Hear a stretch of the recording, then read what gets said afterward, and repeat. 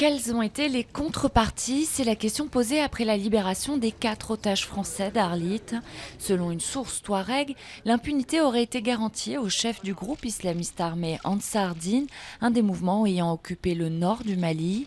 D'autre part, le chef de la diplomatie, Laurent Fabius, a affirmé une nouvelle fois qu'il n'y avait pas eu de versement d'argent public. Vont-ils payer la taxe à 75%? Les patrons des clubs de football rencontrent en tout cas François Hollande. Les clubs espèrent obtenir gain de cause.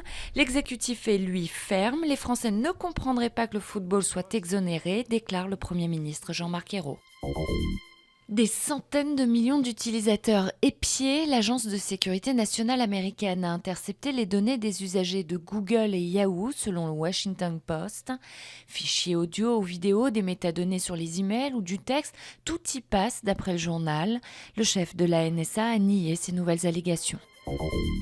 7,3 millions d'adolescentes deviennent mamans chaque année, c'est ce que révèle le dernier rapport de l'ONU, inquiète du sort de ces jeunes femmes.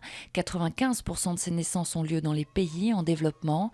Au Niger, une mineure sur deux est concernée, des grossesses précoces qui entraînent la mort de 70 000 adolescentes à la suite de complications. L'amour n'a pas de normes, même chez les animaux. En voici la preuve. Hippo, il est né en juillet de l'union d'une ânesse et d'un zèbre. Depuis ce zonquet, le troisième au monde a des centaines de fans. Il pourrait même devenir la vedette d'un prochain dessin animé.